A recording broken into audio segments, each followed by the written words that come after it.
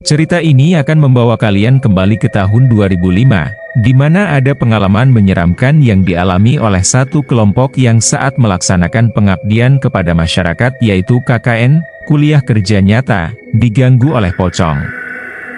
Mungkin, bayangan kalian mereka diganggu oleh satu pocong yang selalu berdiri di pojokan ruangan, di pinggir jalan dan menampakkan diri dari kejauhan, bahkan bisa juga mereka menampakkan sebagian tubuh mereka di jendela. Namun, tidak untuk cerita yang satu ini. Bagaimana jika yang terlihat bukan hanya satu pocong?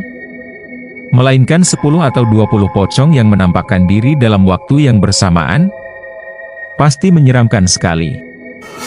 Cerita tersebut bermula saat Ani dan kawan-kawannya hendak melakukan tugas pengabdian di salah satu daerah utara Pulau Jawa. Pulau ini juga disebut dengan Tanah Garam. Alasan disebut Pulau Garam, karena pulau ini penghasil garam terbaik di Indonesia. Saat itu, jumlah peserta ada 12 orang yang mana terdiri dari Wulan, Dira, Gesang, Roni, Wirda, Dani, Fatih, Rara, Haida, Johannes, Umar dan Ani. Mereka semua dari jurusan yang berbeda-beda. Dalam cerita ini akan saya fokuskan menceritakan pengalaman Johannes dan Ani karena menurutku cerita merekalah yang sungguh membuat bulu kuduk berdiri dan mereka berdua yang sering sekali mendapat gangguan di sana. Bermula dari Johannes. Saat itu dia terdiam menatap layar kaca mobil yang saat itu sedang melaju cepat dan jejeran rumah terlihat samar seperti berjalan menjauhinya. Pundak Jo kemudian ditepuk oleh Ani. Jo, iki roti gae ganjel wetengmu. Ojo merengut ai. Jo, ini roti untuk mengganjal perutmu. Jangan cemberut saja, ucap Ani. Memang, saat itu Jo sangat tidak bersemangat sekali. Hal itu dikarenakan ayah Jo seminggu yang lalu berpulang ke Yang Maha Kuasa. Sebenarnya, dia tidak ingin meneruskan kuliahnya lantaran saat itu hatinya sangat terpukul. Kehilangan orang yang sangat ia hargai seperti kehilangan separuh nyawanya. Ani nampak memperhatikan kondisi Jo saat itu, dia berharap nanti saat sudah sampai di sana Jo bisa berubah dan bisa membaur dengan masyarakat di sana.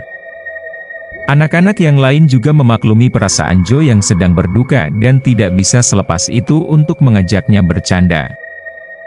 Hanya bisa memperhatikan dan berharap Jo bisa kembali tegas dan bijaksana seperti sebelumnya. Laju mobil kemudian menjadi pelan. Rupanya tikungan akan masuk ke dalam desa yang menjadi tempat bagi mereka menjalankan KKN sudah dekat. Heh, kok sunyi ngene desone? Dan, iki bener anang desone. Kok horor ngene? Heh, kok sunyi begini desanya? Dan, ini benar ke desanya? Kok horor begini, ucap Gesang. Ani hanya terpaku dengan tugu desa yang bertuliskan, selamat datang di desa pocong. Ani kira saat Gesang memberikan informasi tentang daerah ini itu sedikit bercanda. Karena, menurut Ani sangat aneh saja dan sedikit lucu ada sebuah desa yang seperti nama hantu yang sangat terkenal sekali yaitu pocong. Penampakan dari tugu sampai ke desanya sangat membuat bulu kuduk berdiri. Ani hanya memperhatikan sekitar ketika tidak ada penduduk yang lalu lalang bahkan seliweran. Desa tersebut sungguh di luar perkiraan mereka. Mereka membayangkan desa yang mereka datangi seperti desa pada umumnya. Meskipun tidak ramai tetapi masih ada warga yang berlalu lalang. Ani yang melihat kanan dan kiri masih pepohonan dan juga banyak sekali tanaman bambu hanya bisa terdiam. Tiba-tiba, Ani seperti melihat sesuatu yang nampak sedang memperhatikan laju mobil mereka. Dia melihat sebuah gumuk, tanah yang tinggi, dan terlihat beringin besar berada di sana membuat Ani bertanya-tanya, sebenarnya desa seperti apa yang akan mereka singgahi ini? Terlihat seperti bangunan rumah yang kecil namun di dalamnya terlihat sekali sebuah makam yang batu nisannya tertutup dengan kain putih. Ani dan kawan-kawan mengira itu mungkin adalah kuburan dari orang yang membabat alas di sini. Ani sedikit melamun melihat tempat itu. Batinnya, belum juga sampai di desa sudah disuguhi pemandangan menyeramkan seperti itu. Karena laju mobil menjauhi tempat itu, Ani meneruskan melihatnya dari spion mobil. Seketika Ani menjerit ketakutan. Saat melihat spion, dia mendapati 3 pocong yang kainnya berwarna abu-abu sedang melayang bersamaan mengikuti laju mobil di belakang. Ani dengan cepat melihat ke belakang. Namun, pocongan itu tidak ia temukan di sana. Johannes dan yang lainnya melihat Ani dengan wajah yang kebingungan. Mencoba memahami Ani yang sudah panik dan tidak bisa dikendalikan. Akhirnya, dia berdiri dan kemudian menepuk pundak temannya itu. "An, awakmu lapo seh? Iki durung nyampe lo ojo gawe gaduh. An, kamu ngapain sih? Ini belum sampai lo jangan membuat gaduh." Ani hanya terdiam dan kemudian melihati teman-temannya sudah serius memerhatikan dirinya. Dia kemudian langsung duduk dan menatap keluar kaca. Sepertinya dia sudah sangat capek sekali. Suasana kembali hening kembali, hingga akhirnya sampailah mereka di kantor kepala desa tersebut. Di sana sudah ada beberapa orang yang berdiri dan menunggu kedatangan mereka. Anak-anak nampak memperhatikan keluar kaca sambil mengemas barang yang dibawa dan segera turun. Terlihat 3 orang laki-laki yang memakai sarung rapi dan bapak berkumis memakai baju putih sedang berdiri dan memperhatikan mereka. Rupanya beliau adalah Pak Ilham selaku kepala desa tersebut. Kemudian 2 orang yang berdiri di samping kiri dan kanannya itu adalah Pak Rofik dan Pak Husin, yang mana mereka berdua yang akan menjadi penanggung jawab dan pendamping kita selama masa KKN di sana. Johannes saat itu tersenyum tanpa henti, entah apa yang membuatnya seperti itu. Ani yang merasa tidak enak dengan sikap Johannes akhirnya dengan cepat memukul tangannya dan menyuruhnya untuk berhenti tersenyum. "Ya kali ya, kok aneh banget. Pakai sarung di acara begini tuh lucu banget deh. Gak panas apa?" ucap Jo. Ani yang mendengar perkataan Jo yang sangat tidak sopan langsung melotot dan memberi tanda agar jangan berkata yang aneh-aneh lagi di tempat orang. Namun, balasan sikap Jo sangat meremehkan sekali. Ani sudah merasa tidak enak, karena sikap Jo tidaklah seperti biasanya. "Selamat datang adik-adik," ucap Pak Ilham. "Terima kasih Bapak, sudah menyambut kita dengan ramah di sini. Mohon bimbingannya selama kami mengemban tugas sementara di sini," ucap Ani. Pak Ilham mengangguk. "Nanti, kalian akan sering bertemu dengan Pak Rofik dan Pak Husin selama berada di sini. Pak Husin akan membantu kalian untuk memberitahu tiap-tiap lokasi di sini. Pak Rofik akan membantu untuk keperluan apapun kalian di lapangan," ucap Pak Ilham. Mereka dengan senang hati mengangguk. "Pesan Bapak hanya satu untuk kalian selama ada di sini. Di sana, dengan menunjuk jempol tangannya ke arah ujung, ada makam Buju. Buju di sini sama dengan makam keramat, yaitu makam yang babat alas di desa ini dahulu kala. Kalian dilarang untuk meludah sembarangan di daerah sana ya. Kalian wajib hati-hati karena ya kalian paham sendiri, di sini masih banyak sekali hutan dan kawasan di sini masih bau wingit," jelas Pak Ilham. Jo hanya tertawa mendengar hal itu. Dia hanya membatin, kapan akan maju jika sedikit-sedikit percaya dengan hal-hal yang berbau gaib. Jo kemudian mendekati Ani dan berbisik. "Perlu dicoba," ucap Jo pelan. Ani melihat Jo dengan tatapan yang kesal. Gesan yang melihat tingkah laku Jo yang sedikit selengekan sejak turun dari mobil langsung mendekati Ani. Memastikan bahwa pikirannya dan Ani sama, terkait Jo yang sudah bertingkah aneh sejak datang di sini. Pak Husin yang sedang berjalan mendampingi mereka dengan pelan melirik kepada Jo. Tatapan aneh Pak Husin kepada Jo terlihat jelas oleh Ani. Tangan Pak Husin yang sedikit gemetar disembunyikan olehnya. Ani terus melirik ke arah Pak Husin. Sepertinya ada yang dilihat dalam tubuh Jo olehnya. Entah apa itu, Ani sangat penasaran sekali. Pak Husin kemudian berjalan cepat dan menunjukkan salah satu rumah yang mana akan menjadi tempat tinggal sementara mereka di sana. Ani sangat amat terkejut sekali. Ada 2 rumah yang berjejer rapi yang mana rumah tersebut satu halaman. Namun, menurut ayah ibunya memang bentuk khas dari rumah di desa ini semua begitu, halaman lebar menjadi 1 untuk 2 ataupun 3 rumah. Yang sebelah kiri itu untuk yang putri dan yang sebelah kanan untuk yang putra. Kamar mandi sendiri dan berada di sana, menunjuk ujung dari rumah itu, ucap Pak Husin. Seketika Jo langsung berlari dan meninggalkan teman-temannya yang saat itu masih berdiri di halaman rumah.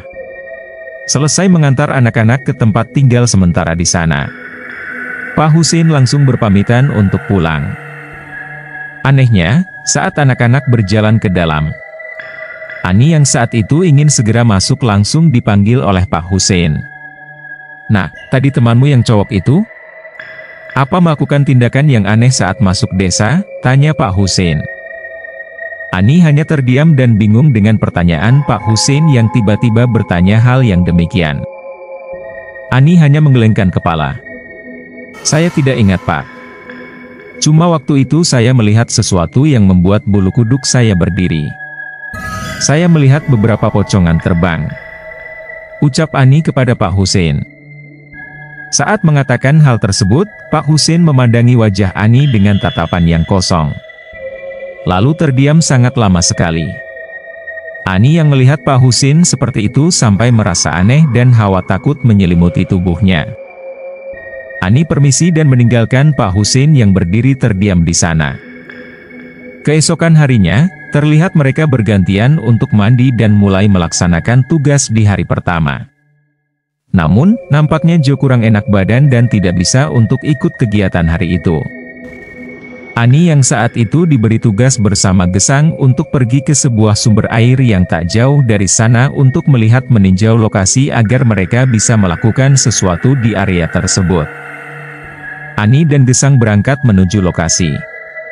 Sesampainya di sana, Ani sangat takjub sekali dengan pemandangan sumber mata air tersebut.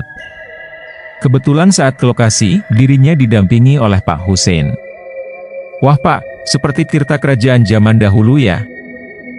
Pak Husin yang saat itu mendengar perkataan Ani hanya bisa tersenyum. Kolam ini dulunya itu sebuah tirta. Digunakan pada saat zaman kerajaan.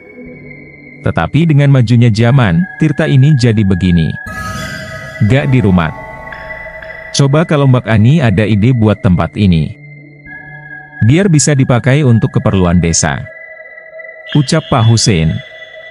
Ani dan Gesang saling bertatapan. Karena sangat antusias sekali untuk membantu memajukan desa tersebut. Gesang duduk dan berkata kepada Ani, "An, kok aku lihat ada yang memperhatikan kita ya di tempat ini," ucap Gesang. Ani yang saat itu sibuk mencatat hanya bisa menjawab seadanya tanpa konsen dengan perkataan Gesang saat itu. "Ayo An balik, aku kok semakin takut ya sama tempat ini. Surem banget. Banyak pohon bambu lagi kanan kiri kita," ucap Gesang. Ani yang selesai mencatat kemudian menutup bukunya dan melihat ke arah Gesang dengan raut wajah yang lega dan bahagia. Namun, tatapan Ani menjadi berubah lantaran melihat satu sosok yang sangat menyeramkan sekali di belakang kepala Gesang. Kepala dari sosok itu terlihat terbalut kain. Wajahnya yang sangat menjijikkan sedang melotot menatap Ani yang sedang memandangi rupanya. Akhirnya Ani menjerit dan pandangan seketika pudar dan gelap. Pandangan Ani masih pudar dan tidak begitu jelas siapa yang duduk di sebelahnya. Hanya terdengar suara riuh yang sedang lalu lalang di sekitarnya. Akhirnya, dengan tenang Ani bangun dan melihat sekitarnya. Dia sudah sadar dirinya sedang tergeletak di tempat tidur. Kemudian melihat sekelilingnya sudah banyak orang. Pak Husin yang saat itu berada di samping Ani hanya bisa mengulurkan segelas air dan menatap Ani dengan pandangan yang serius. "Sudah baikan Enduk? Ini kamu minum airnya," ucap Pak Husin dengan mengulurkan segelas air. Ani kemudian mengatur posisinya duduk agar benar. Mengambil air yang diberi Pak Husin dan meminumnya. "Saya kenapa ya Pak? Pundak saya kok berat sekali?" tanya Ani. Pak Husin kemudian mengambil gelas yang dipegang oleh Ani. "Tadi kamu pingsan." Gesang yang manggil bapak.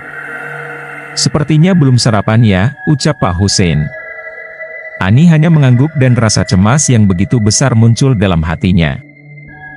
Dia mengingat bagian-bagian tertentu saat dia pingsan di sana. Tatapan mata itu tidak akan pernah dia lupakan sampai kapanpun. Akhirnya, malam hari tiba. Anak-anak mulai terlelap tidur di ruangan mereka masing-masing. Nampak, Gesang mendengar suara bisikan yang sungguh amat sangat aneh sekali, suara bisikan yang membuatnya terpaksa bangun tengah malam. Kemudian duduk di bawah kakainya.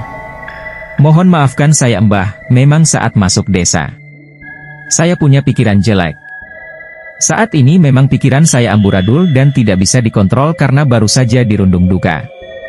Saya sampai memikirkan cara bagaimana caranya bisa menghilangkan kesedihanku. Hingga saat di mobil, saya melihat salah satu anggota KKN dan berpikir untuk mengajaknya berkencan dan berusaha menidurinya. Tapi serius itu hanya sekedar batin Mbah, tidak ada niat lain." "Jelas Jo."